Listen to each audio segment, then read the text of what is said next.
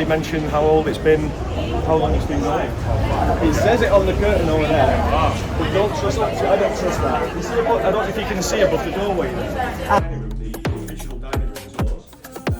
The door that just come through wasn't there. And can you see behind the painting here? See these big granite blocks here?